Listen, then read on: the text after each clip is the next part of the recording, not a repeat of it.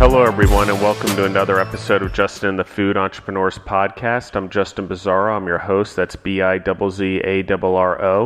And today I have with us Asher Brewing Company, Kate Dortenzo and Ariana Graciano, and they're located out of Boulder, Colorado. How are you doing today?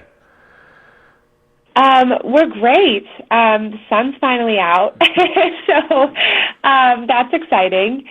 But yeah, everything's just chugging along so far today. Well, I want to get into the story and the beers that you have and what you guys do as a brewing company. But I think, as we've sort of rescheduled the podcast and the recording, I think one of the most amazing things that we have to deal with entrepreneurs, not amazing when they're happening, but when we've been able to solve them and fix them, they're one of the most amazing experiences we go through. So you're dealing with a keg cooler being down and having to get that fixed and deal with that. So as the general manager of the business, you're now in the middle of this, dealing with it right as we speak. And so how do you go about dealing with it? I mean, tell us a little bit about what happened. How do you adjust your business, and how do you keep moving forward? Well, it was kind of a surprise fluke, but the work has just taken longer than we expected to complete. Honestly, the weather was kind of on our side. It's been pretty cool, kind of chilly here for the last few days. So honestly, we just opened the back door to the brewery and used a fan to just kind of attract the cold air inside. So the beer actually stayed reasonably cool, which was all well and good. But I think to your point, it's just the constant balance of just multitasking and just trying to keep daily operations going, and problem solving when you can. So it's worked out. It's back online now. So, fingers crossed. It'll just resume normal, all normal functions. So we'll see. And so, Kate, tell me about your background and how'd you get into being the general manager of Asher Brewing Company, which, as a side note, the owner's name is Chris Asher, which is why it's called Asher Brewing Company. But what was your journey in order to lead you to where you are? So I'm originally from Ohio, actually. I'm from Cleveland, and I moved out here almost 3 years ago now. And at the time, I had a job in marketing, and I was also working for Fatheads Brewery. I don't know if you're familiar with them at all. They're a mid-sized brewery, but they're predominantly just distributing on the East Coast. I'm not sure they've really made it out to Colorado yet, but I kind of got my foot in the door in craft beer at Fatheads. And then when I moved out here, I decided, maybe I can put both of those things together and actually, make this my career. And it just kind of happened. It was great. I started off bartending here at Asher. And then when my manager at the time left to go back to school, I just kind of stepped up and started working in the office. And I've been here ever since. So it's been a dream, really. And okay, so beer is sort of now your background and what you specialize in. But I mean, what lessons as a general manager? I think it's just so important. I mean, you've gone from the bartender to the general manager. I mean, now you're managing payroll and scheduling employees and things like that, I assume. So, I mean, how has that changed for you? And what about the learning curves and things like that? There definitely was a bit of a learning curve, I think, just because we are a small business, so it's really just, me wearing a bunch of different hats, so to speak, as does Ari, because she's handling all of our front of house stuff, which helps me out a lot. But it was definitely, new at first. Managing people comes with its ups and downs. But I would say I definitely learned a lot. And it's been my goal to really, keep our staff really tight. We like to have, more of a family atmosphere here with our employees. I think, again, with a small business, that's crucial. You need everyone to be happy and engaged because everybody truly is so important at the end of the day. So it was definitely difficult at first, but I'm really happy with our team. Everyone who works here has been here for a while. And I consider everyone on my staff to be friends, as well as coworkers. So we try to just keep everybody happy and honest, and it's been great. And so, you're working for the entrepreneur, right? So Chris is the entrepreneur. What is the relationship like with him? You're as a general manager, you're trying to execute his dream and his visions and things like that. So, is it something you communicate with him on a daily basis? I know before we started recording, you mentioned he still brews all the beer on a weekly basis, but we've never really told the story on the podcast what the perspective is working for the entrepreneur. So tell me about that and because it's a totally different view of things. It's interesting. He brews, full time. He's the only individual back there in the brewery for the most part. I will occasionally assist with certain production tasks, but for the most part, it's just him. So I think at this point, we've been working together for a while, so I have a really good sense of what he wants me to do, and I just kind of run the show in the office, and I just bring things to him as they need to be addressed. Sometimes, it can be difficult depending on his schedule, and with production, it's not always easy for me to pop back there and ask him, his thoughts on certain things. But for the most part, I feel like we've built a really solid partnership. Just because at this point we're pretty used to each other. I've been managing now for over 2 years here. So at this point he trusts me, which is always good, and I have been working here long enough that I understand kind of the direction he wants to go in. So I think at this point we complement each other really well because he just wants to handle production. And then I do a lot of the back end stuff, and a lot of the operation stuff.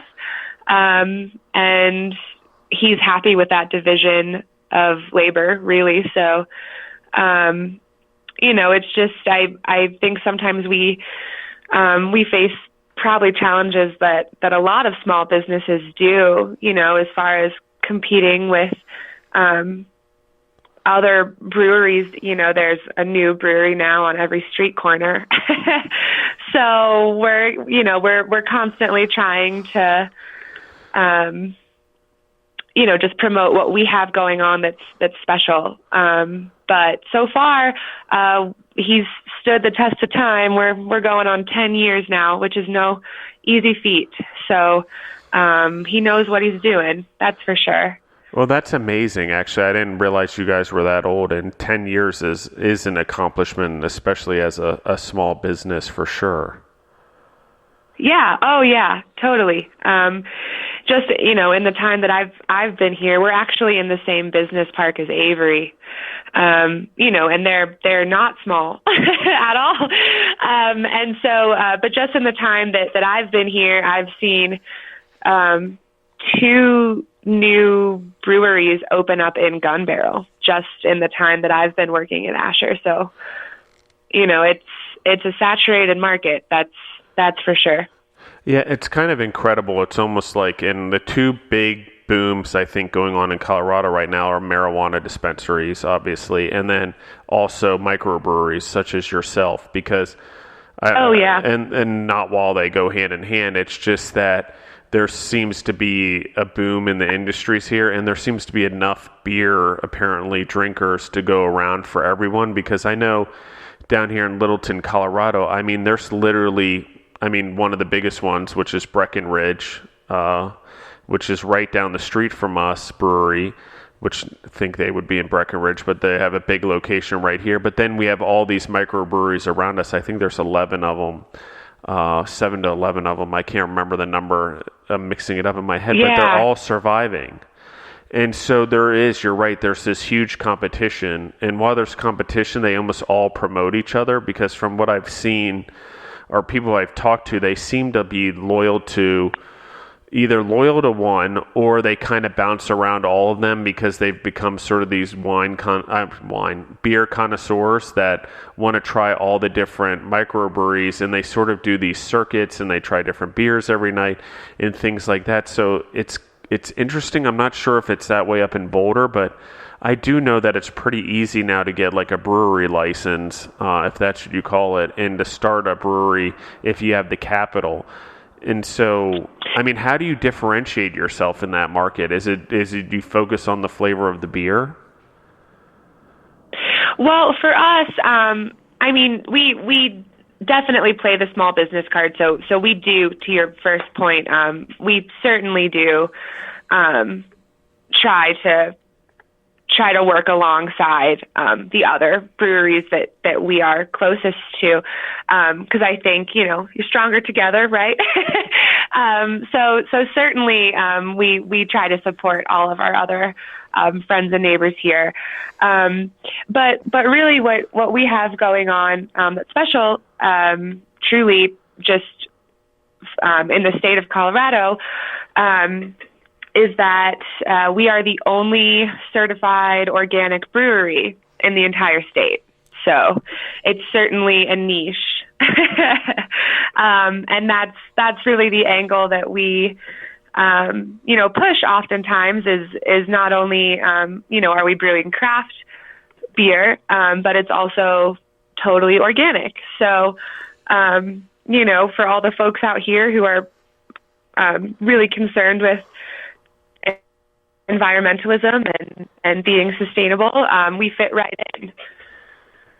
That's incredible. I didn't even know there wasn't others, actually. And the fact being organic, it reminds me of sort of like the brewery laws that are in Germany, the purity laws, and how good the beer is because they stick to the purity laws. And it's the same thing with organics. I believe your beer is probably exceptional because of that, because it's all natural, because there's not the artificial things that go into pesticides, herbicides, all of that type of stuff. So what are the type of beers that you guys offer? Do you do seasonality specials, and how does all of that work, and how do you decide? We do have seasonal styles. We actually have 4 flagship beers that we keep on tap all the time, just for consistency's sake. And then we have a rotating list of seasonals that will kind of rotate through throughout the year. So, we'll brew some darker styles in the wintertime. In the summer, we'll do more like some fruitier, lighter options. But being organic too, it's kind of interesting. We are slightly more limited based on various suppliers, right? Because we don't have the same variety, especially with hops, that other breweries have just using conventional crops, So sometimes it's a little frustrating. So sometimes it's harder for us to kind of jump on the bandwagon with beer trends, simply because I I can't find the organic hops that are needed to produce certain styles effectively. But that being said, it's kind of a double-edged sword because, sometimes we are limited with variety, but also what we do have, we do really well. And there is still a pretty big variance with the stuff that we are able to produce. So it's kind of a cool thing because certainly we love brewing organic beer, but it definitely can be difficult at times to find certain ingredients. And so tell me about, so for example, what kind of beers do you have on tap right now? Or what are they? What are their names and stuff? Because I love the names. Yeah, that's the best part, right? Is naming the beer. So right now we have our four flagship styles. So we have our Green Lantern Kolsch, and that's just a light German style ale. We have our Tree Hugger Amber. We have our Green Bullet IPA. That's actually our top selling beer. And then we have our Greenade Double IPA. And then for seasonal styles, we have our Ginger Bomb Ale, which is probably everyone's favorite seasonal here in Boulder. We get a lot of folks who come in just for that beer. So it's really popular around town. We have a coffee Kolsch. We call it our Cafe Kolsch, and that's made with organic fair trade beans from a coffee shop here in Gun Barrel called Ampersand Coffee. We have a tart cherry Kolsch, which is kind of nice for the warmer weather. And then we have our Conscious Cacao chocolate porter, and that was made with pure liquid cacao from Chilaka. And Chilaka is based here in Boulder as well. So we try to partner up with other local companies to circle back to your point, about small businesses supporting other small businesses. So we try to make that possible whenever we can. And normally we have 8 different beers on tap. And so, okay, so you don't serve food, I assume. You're just a brewery, is that correct?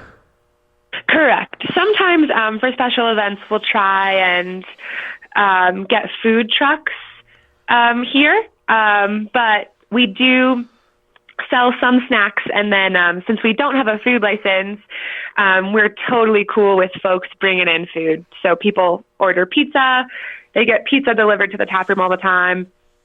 People can bring, picnic baskets, stuff to enjoy out on the patio. That's totally cool. We're fine with folks bringing in food. And that's so cool, actually, because, you just accept anything in there and then people can drink. There's other states that you have to serve food if you serve alcohol because whatever they're thinking. But if you allow people to bring it in, the whole other bit of licensing and trying to figure out, and I love that Colorado just allows the breweries because it enables other businesses and that just concentrate on food to succeed as well, like food trucks, as you mentioned, and things like that. So, are you open for lunch? What are your hours and things like that? And if you don't mind, actually, let me take a step back. What is your website and where can the audience find you on social media? So our website is just www.asherbrewing.com. Facebook, we do have a Facebook page, just Asher Brewing Co. And then on Instagram, our handle is just Asher Brewing. So we definitely have a social media presence. We're not huge. We definitely are more of a local spot, but again, that's definitely the vibe we're going for. We like having more of a low-key, friendly, open space. You can come in, there's space for you to sit down, hang out. You can hear yourself talk, which is cool. You're not battling for bar space or, you're not struggling to hear your friends during a conversation. We definitely like playing the local business card.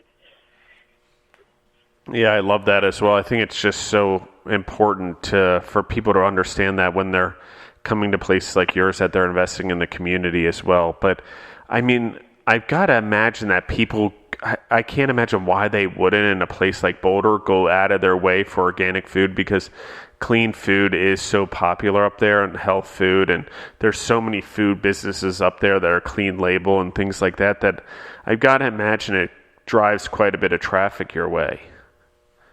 Well, yes and no. I mean, it's funny. I was actually on a podcast a few weeks ago, and we were talking about this. I think that organic food and natural food, is one thing, but those trends haven't necessarily caught up to craft beer. If you look at the craft beer landscape, it's still very much driven by rapidly expanding brands and certain style trends. How many crazy styles can we push out this month? And that's kind of what's driving the industry right now. And, for us, because we are organic and because of certain limitations with ingredients, we can't necessarily do that. So we definitely draw a crowd. We have a lot of repeat customers, which is cool. Like in the summer, certainly we get tourists in the door, but we definitely have a really solid group of people here in the community that frequent our brewery because they do care about the organic side of things, and they just like the vibe in the tap room. So it's kind of funny because we're certainly not struggling at all, but it's just, if you look at trends in natural foods versus beer and wine and even spirits, just people don't care as much about organics yet with alcohol, is kind of what's happening now. And when you're talking about the different styles, are you talking about just sort of describe what you mean a little bit in the trends for beer, because I don't think all the audience can really grasp what you're talking about. I mean, tell me about what are some of the trends you're talking about in terms of these, abnormal flavors, or at least I think that's what you're saying. Yeah, for sure. So, like recently we've had the hazy IPA trend. We have the brute IPAs, so meaning like the IPAs that have that dry, champagne-esque quality. You have these crazy sours, you have these crazy flavor combinations. Really, there's just a desire to kind of push style limitations. So like the crazier, the better.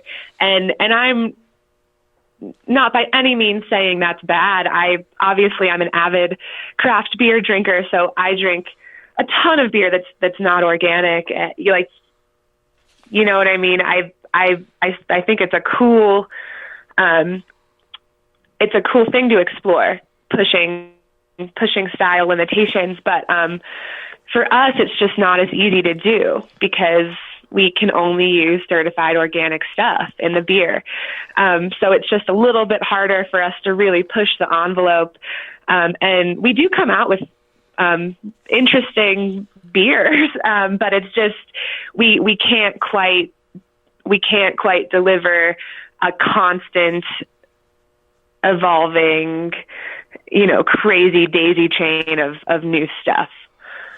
Well, and I think it's interesting. I wonder, and this is just an assumption that I'm making, but I wonder if a lot of what's going on is because of the massive amounts of competition that people are trying to go to all these creative extremes in order to differentiate themselves, where you're already differentiated because you're organic. It's just not with the sort of pow that these crazy weird flavors are coming out with.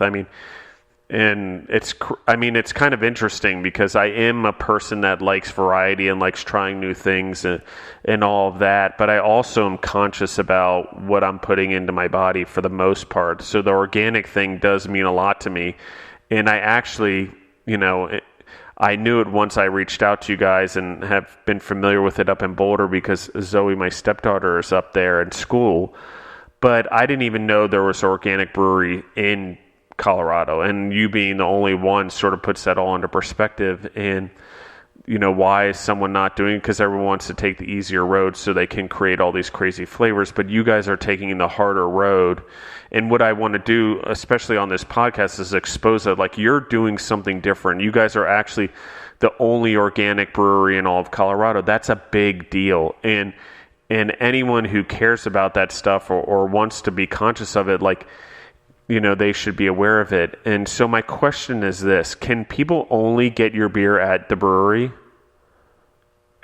No, so we do have an outside sales manager. So we do have retail accounts and restaurant accounts kind of dotted all over the Front Range.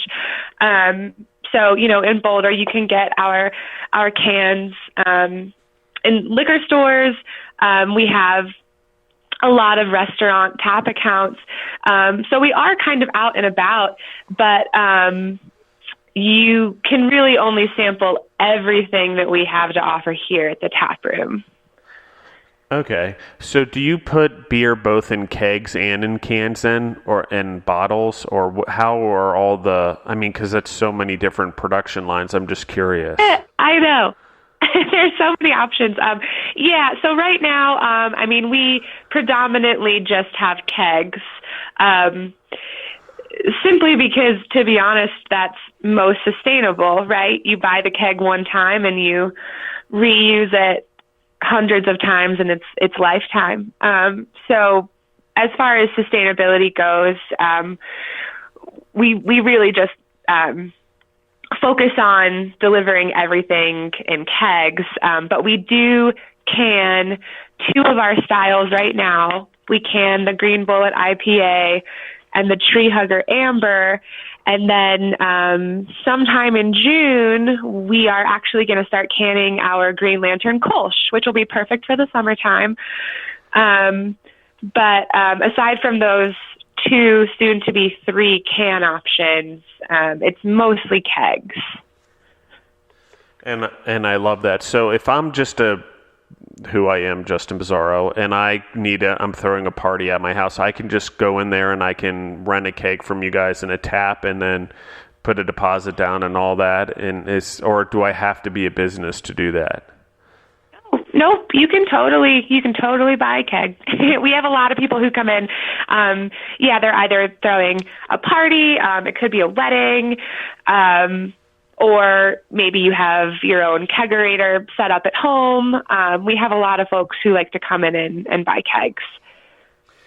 Okay, so I'm going to go back to, I asked you about all the varieties of beer, but I actually want to, you've been in this business a long time. So what actually, obviously the brewing's different and all of that, but, it's like wine. You could say Merlot's different than Cabernet, but so in beer, how do you, do you aim to make an IPA so tell me a little bit about that, like the difference in sort of subcategories of beer. You have IPAs, you have stouts, you have, I can't remember, I'm not going to pronounce this at all correctly, but Grolsch and, the Green Bullets. And what's the different flavor profiles? Obviously you drink a lot of microbreweries, as you said, and you try them in microbrewery beers. And, but what is the flavor profile, and what's your favorite type of beer within that subcategory? Yeah, certainly. So I guess to break it down in kind of like an easy to digest way. So basically, you have four ingredients in beer. You have malt. Typically, that's going to be malted barley. So you have your malt. You have hops. You have water, and you have yeast. So basically, different combinations of those four things produce your different styles. So here at Asher, we only use ale yeast. So everything we brew is an ale versus a lager, to put it in perspective. So we only have ales here. And then as far as tasting notes go, for the most part, unless you're getting into sours and like various wild yeast strains, which produce all the good funky flavors that you want for sours and some other more niche styles, you either have beers that are more malt forward when you're drinking them. So that would be like an amber or a stout, those nice caramel notes or those nice roasty notes, that all comes from the malt. And there are different varieties of malt you can use to produce certain flavors. And then you have more hop forward styles, which would be your IPAs or your pale ales. So basically you're just putting a larger quantity of hops into the beer to produce those nice bitter, floral, earthy notes. And there are countless varieties of hops that'll give you certain flavors. So depending on what you're trying to brew, or if you're adding fruit, or depending on, your flavor combination, you can pick a variety of hops that really complements those other ingredients. So it's interesting because it truly is an art. And there are really countless combinations, which is kind of cool. If you're able to use just conventional ingredients, you really have the world at your disposal as far as what you want to throw into your beer. But personally, I like either really hoppy beers or I like really dark beers. So kind of on two ends of the spectrum there. But I definitely gravitate towards hoppy styles or darker styles. And is it just because, I don't know the flavor profiles very well. But is it just because they're heavier? I mean, Guinness is obviously a great beer. That's a stout, I believe, and a heavier beer. But if you were to step outside of the ales, is it still the same? Just because I'm trying to understand. So how do the hops actually make a difference in the beer also, I guess is my question. Well, hops have, I guess there are multiple components there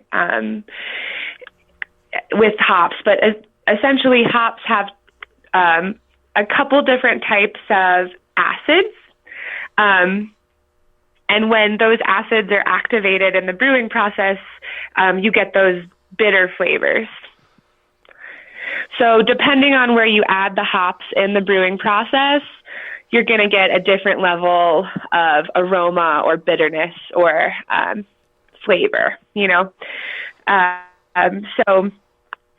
but like I said, there's so many types of hops. I mean, it really is a personal preference. I think a lot of folks are kind of polarized when it comes to IPAs. You either really like them or you don't. And I've found that for some people, it is kind of an acquired taste. Like the more IPAs you drink, the more you begin to like them. But I think it's just like a personal preference or like a palate thing. It's like even with wine, right? Like some people just don't like red wine, but they might love white wine, or vice versa. There are just so many different combinations with these ingredients that you can make to produce beer. So it really just comes down to someone's palate and someone's, the flavor receptors on your tongue. Something might taste good to you, but somebody else might not enjoy it at all. So it's kind of a crapshoot, I think, with IPAs, because I found that people either really like them or they really don't. But we have a couple different IPAs here. So we have one that's more approachable for people who maybe aren't sure. And then we have our double IPA, essentially has double the hop addition. So it's much more bitter. It's a stronger beer. So for people who really like hoppy beers, that's typically what we'll offer them. That's incredible. And that's a great description. Thank you. Because, while I understand it as but it's funny, as I had this conversation, I'm like, actually, maybe I really don't understand the differences, because I don't even know, I wouldn't even have known. I don't think people realize how much work actually goes into beer and diversifying it and in different subcategories, as we talked about, which is why I wanted to ask the question. It's such an immense amount of knowledge. It's a science in and of itself, and it's pretty incredible. And so let's talk about it's taken me. I've been working in beer for a while. Obviously, I still don't know everything, but it's taken a long time to understand, really the complexities of brewing. But a lot of it comes from me just working in such close proximity to Chris, because he's been brewing for a long time. He actually started off teaching home brewing classes in college. So, he's really just like a little brewing encyclopedia, so I'll ask him questions and he lets me help him out. And he's really been a huge part of my experience, just learning more about beer. So for that, I'm definitely thankful. And that's, again, one of the cool things about this business being a small one is, with me or really any of our bartenders, I always tell everyone, the more you want to know, just ask. There's always room to learn more about the beer. Yeah, I think it's amazing. So you were talking about sourcing hops and organic hops. Is that, are they grown in Colorado? Because the climate, all I can think of is Bavaria and being in Germany, where there's hops growing all over the countryside.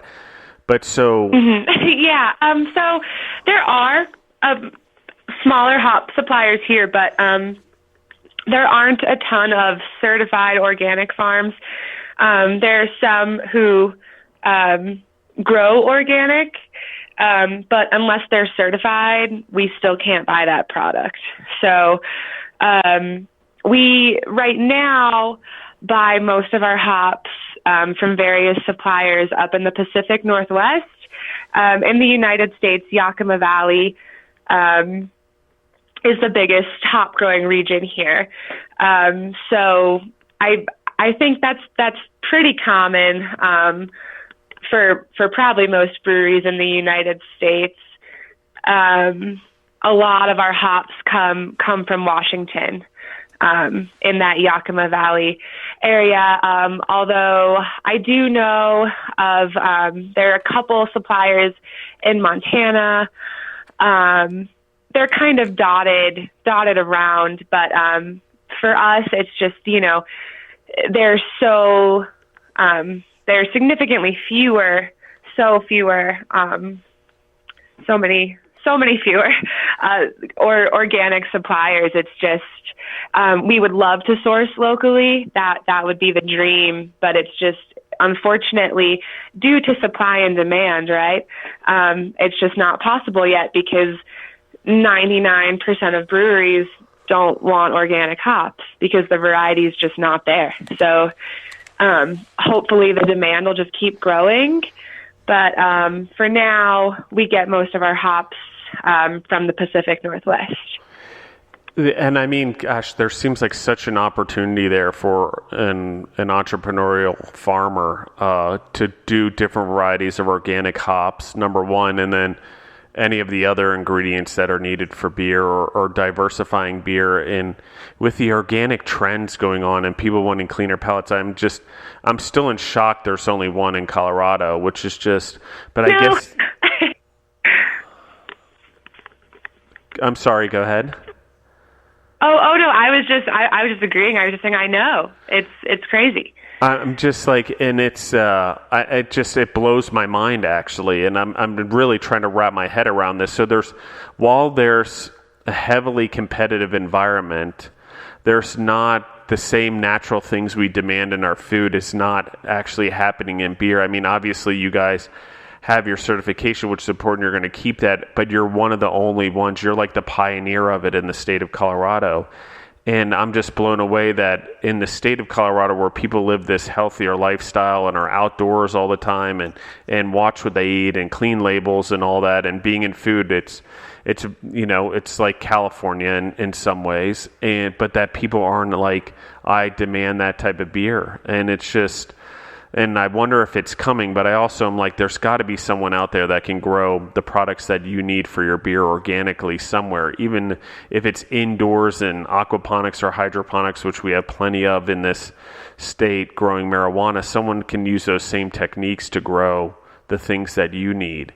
So there's an entrepreneur out there listening. Right. I mean, and it's hard too, because so we are a small business, but we actually have a pretty solid production power. So just in the quantities that we need as well, that would be hard for one newer local operation to fulfill. So it's just, I mean, it's interesting. And again, this is just my opinion. But yeah, it's just interesting because it seems to be just the trend in beer hasn't quite caught up to food, organic food. But we certainly still have a lot of folks coming in who are so stoked that the beer is organic, right? Like that definitely makes people excited. But I'd say it's a pretty even split between people who come in just because they're like, oh, here's another local craft brewery. And then you have the people who are like, oh, this brewery is organic. Like it's still pretty split. That's amazing. So to change the topic a little bit, so what are the favorite things, that in your day, like being the general manager of a brewery, what are your favorite things you do during the day or about your job? Oh, well, I would say that my favorite thing is probably just the variety. Personally, I get bored easily. So I enjoy wearing multiple hats because my days are constantly really busy, and I get to do everything from assisting with the brewing to handling operations to, doing some light accounting work to organizing events to coming up with, which beers we're going to talk about and drink at our next taproom meeting to, it's just like, it's an endless stream of jobs. So for me, it's just been really cool, just kind of acting like a sponge and really just learning about all aspects of the business. I would definitely say I'm a busybody. So I enjoy being able to do a lot of different things in the span of a single day. I think that's probably what's been most rewarding for me so far. And so that being said, what sort of motivates you and inspires you every day? Well, here, I think it all circles back to Chris's initial vision. We're the only ones doing what we're doing, and he's stood the test of time now. We're coming on 10 years, so it's just, I believe in what he's doing, as does everyone else on our staff. It's really important to us. I think that the message is there, and we might be small, but we're not going anywhere, So it's really just been a pleasure to be involved with somebody who truly is doing something different in craft beer in Colorado. I just feel lucky to be a part of the business, because he is trying to say, look, beer should be organic too. Like, it is important, and we're just hoping that little by little it catches on. But I'm definitely on board with the message and the work that he's doing. So I just feel lucky to be able to say, I really like my job. Yeah. Not everyone can say that. So I feel really lucky to be living in such a beautiful place and be so motivated by my work. So it's been great. So, I won't ask you the things you dislike, obviously, but what are some of the hardest things that you have that go on? That things that you have to deal with that have been the hardest for you to learn, or really just something that you find challenging? there are just constantly a ton of moving pieces. And so as somebody who handles all of it, it can be tough at times to keep track of various initiatives, I guess is the best way to say it. Just on the back end, like handling licensing, I'll be honest, is not necessarily my favorite thing. We do go through an organic audit every year, and it's kind of scary, not because the auditors are scary. They're actually, Colorado actually has a really, really nice, pleasant team in the Department of Agriculture. They're really friendly folks, but it is kind of high pressure on my end. The organic certification basically comes down to me having everything I need to have in a binder. So, if I don't have it all, it directly reflects the materials that I'm collecting. So sometimes it can be high pressure, since I know I'm the only person responsible for putting all of that together. But aside from certain high pressure situations, it's just being small, just keeping track of licensing, all that good stuff can get kind of monotonous, and it's easy to lose track of certain things that you need to get done. But so far it's been working. We're still here. so I haven't let us down yet. We're still chugging along.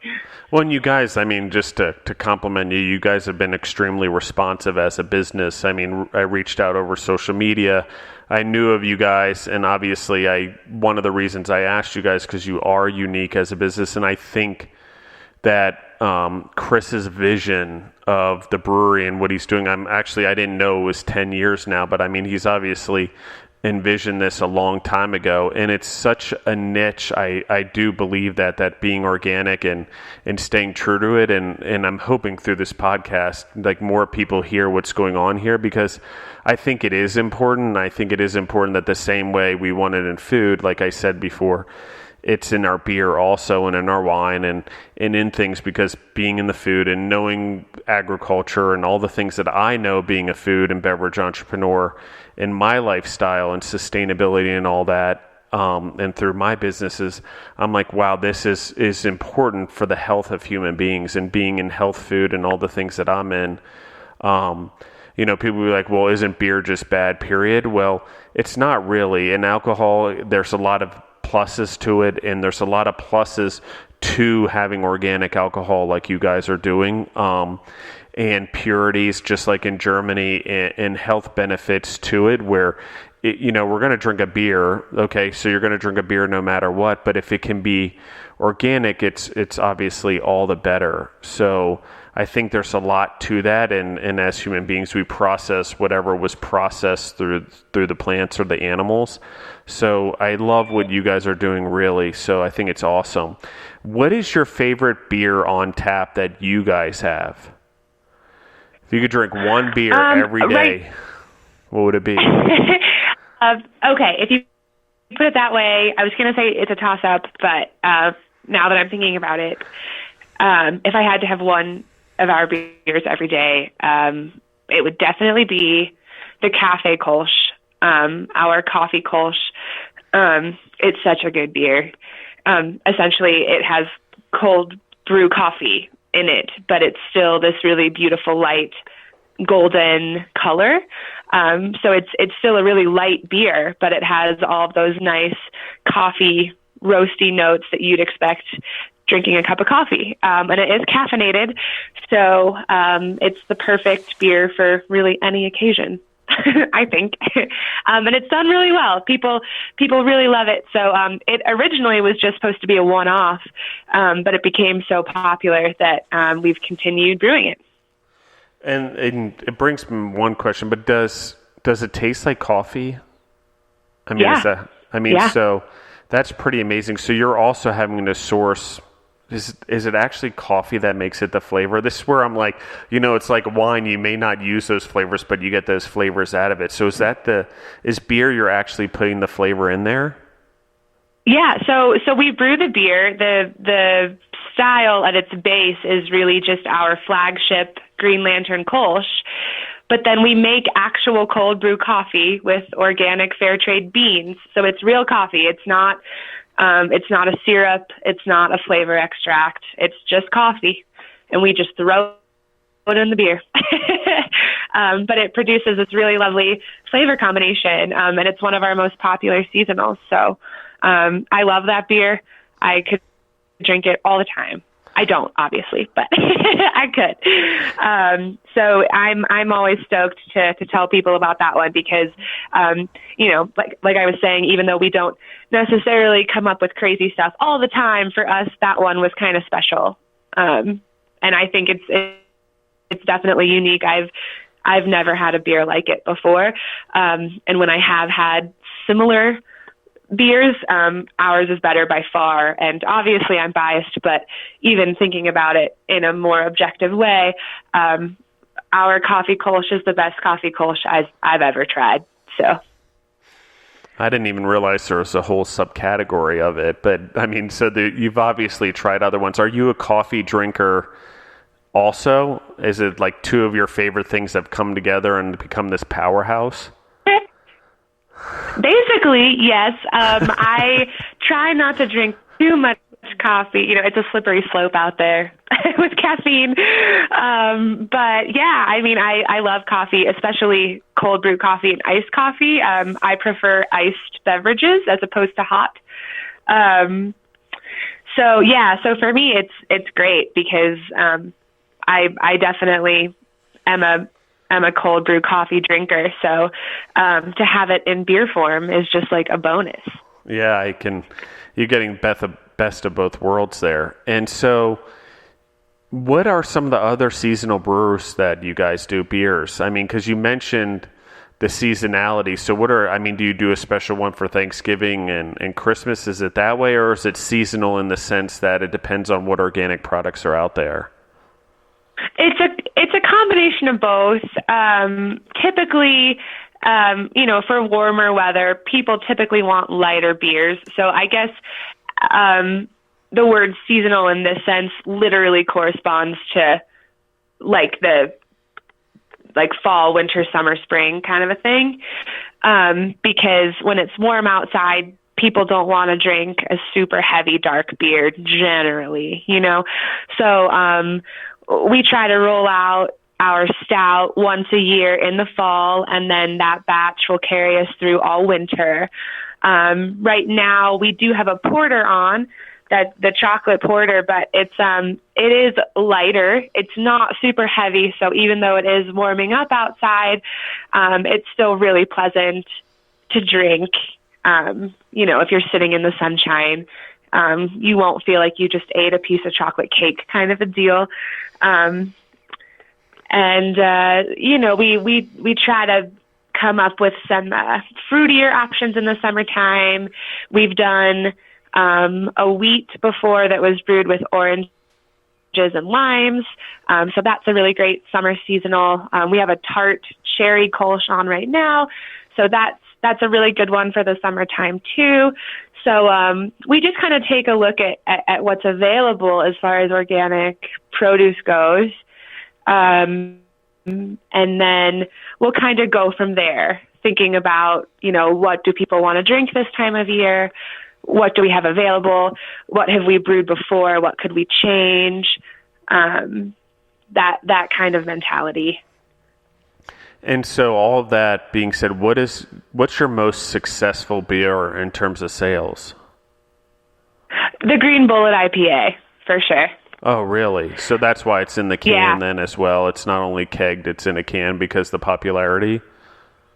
Yep, exactly. So it's probably a tie between the Green Bullet IPA. Maybe a close second would be the Tree Hugger Amber. So those are two styles that kind of never go out of season, so to speak. And do you guys do events then also? You obviously have your brewery and then you put your beers into restaurants, and we talked about the two in retail. But do you actually, I know there's tons of festivals in Colorado and opportunities to serve beer. Do you guys go out and promote your product that way as well, or is that not something you guys do? Oh, Oh, no, for sure we do.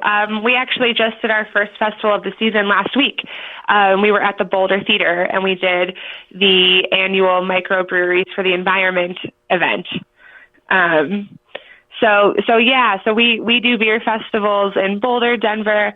That really doesn't pick up for us until the summertime. Yep. But we certainly do. I think at least in Boulder, it is a priority this time of year for us because since we are in Boulder, those folks are really, our home base. So it's always fun to get out and tell people about what we do. And so I'm going to put you on the spot. So what festivals, what are some of your bigger festivals, I guess? I won't ask you all of them, but maybe if you know of them, you're sure to mention them. But I want to make sure I tell the audience what festivals you guys are going to be at. Yeah, for sure. So we just did Microbreweries for the Environment, and that's something that only really happens in April. But coming up here this month, we'll be at a couple one farmers market in Boulder on the 15th. We are an exchange point for the Boulder Beer Chase. That's happening in June. We're doing the Rocky Mountain Beer Festival in Louisville, most likely. We might do the Denver Summer Brew Fest in July. Definitely doing the Boulder Craft Beer Festival in August. And then maybe in September, there might be one or two more. And then we also might have like one or two more Boulder farmers markets in there. It just kind of depends on when they need us, but they rotate the farmers market with a bunch of other local breweries. So, but yeah, we have a really, really fun schedule coming up. So, we're hoping to get out. No, sorry, go ahead. Oh, no. I was just saying we're hoping to kind of get out there and just talk to as many people as we can. But it looks like we're doing about one big festival a month. So yeah, but that's probably enough. But, because I can't imagine what it's like to go set up at every one of those festivals and then try to serve all the beer and everything else. So do you go join the team for that, or is it like you got to stay at home base? No, I'll go. Our sales manager is really the one responsible for doing it, and it is possible to do alone. It's just, to your point, it's a long day. Yeah. So typically we'll try to get at least someone else to go with him. The bartenders, while they're here, everyone's been working here long enough. I'm not even here on the weekends, really. Like our bar staff is really solid, so they don't necessarily need me here all the time. So I'll help Taylor, our sales manager, if he needs me to. Otherwise, he'll go alone. Maybe a bartender might join him. We try to let everyone have a chance to work a festival because it is kind of something fun and new to do if you're used to being behind the bar. So we try to give everyone a chance to go out and have fun. Well, and it gives them a little bit diversity and appreciation and different perspective as well. I think that's awesome that you guys do that. Yeah, I agree. It just adds a new angle, and it makes everyone more excited to really talk up the organic aspects, like telling a new potential customer about that for the first time in a beer festival setting can be really fun if you've never done it before. So I think it definitely is a neat thing for all the bartenders to do. So we try to get everybody out there. Well, and Kit, I want to thank you for taking the time and responding and taking the time to be on the podcast and do an episode. Oh, absolutely. I mean, I love doing this kind of thing, It's, again, just a cool thing that mixes it up in my day. But, local small business to local entrepreneur like yourself, it's just, I think it is important that we support each other, and we're always happy to talk to whoever's interested in what we do because we are so passionate. I'm sorry that Ari didn't actually join us. She's actually attending to something in the tap room. Something came up as it does. She was needed over there. but no, this has been great. Thank you so much for inviting us to participate. Well, and it was a pleasure talking. I'd love to have you guys back on and do a part 2. And I'd love to do it sort of and give you guys time to think about it as we want to continue to tell everyone's story. But I'd love to sort of tell your guys' story of the festivals from the microbrewery perspective. So as you go through all these festivals, keeping in mind what you would talk about on a podcast or the experiences or the ups and downs of setting up, because it's not something we've done on a podcast. And I'd love to give you guys that exposure just because you've taken the time to be on the podcast. And I think there's a great story that obviously we could go on for hours about, just based on what the festivals are like, each one and things like that, if you guys would be interested in that, as well as having Ari back on that episode as well to talk about the tap room perspective of that. So sort of the September timeframe. I was going to say, hopefully next time, we would love to do that. Absolutely. And maybe next time, we can give Ari a chance to talk about what it is she does, because she really does all of our social media, and she handles all the front of house stuff. So she has a totally different perspective, on what it is that we're doing, which is kind of cool. I've kind of taken the back seat as far as our social media goes, to just kind of let her have a chance to really go at it, because she is so creative. So I would love to give her a chance to kind of speak more to that. But certainly, we would love to kind of think about that, and then maybe we can do a part 2. Yeah, I'd love that. And I already blocked off a section for you guys, so we can actually launch it at the beginning of October, but we'll aim to do a recording in September. Just so we can launch it around then. So that's in your calendar, so you guys have it, your part 2. And I want the audience to know so they can look forward to it, obviously. But my last question for you as we wrap things up, and this is going to be a little bit of a tough one, because, it's all about all the entrepreneurs, and it's a different perspective, right? We're talking about a little bit here, is that if, you're having success as a general manager, obviously, and things are going well for Asher Brewing Company. But if I'm an entrepreneur and I need to hire a general manager, what do you think, as a general manager, the qualities of a person that you need to look for, and the things that you're finding success in being a general manager? Oh, that is kind of tough. Honestly, I mean, I think most people would agree. Ideally, it's nice to find somebody who's engaged and motivated from within, right? Like somebody who already knows your values and knows your mission, and already jives with the rest of the team. I guess in my experience, my interpersonal skills have become the most crucial component within my management, because obviously this person has to deal with, so many personalities. I'm also technically HR, so whenever we have, any issues, that's me dealing with that. So I think ideally you'd find somebody who already gets along with the whole team, because if, that can make or break it. But I think it really just comes down to motivation and recognizing what needs to be done, and being able to work autonomously. I know it's hard to put your faith in somebody when they're handling so much of the business.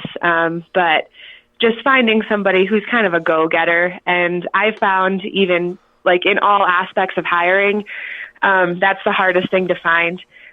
Even for my bar staff, like finding somebody who has, who has a sense of responsibility, who is self-motivated to do the things that we need him or her to do behind the bar. I think that's probably, besides interpersonal skills, being motivated and being able to work autonomously and work towards deadlines without somebody looming over you telling you to get these things done. Those are probably the most important qualities I could think of. And I appreciate that and the vulnerability, obviously, and the authenticity. And the other thing I want to say is I agree with you. You know, as entrepreneurs, I think we teach each other a lot.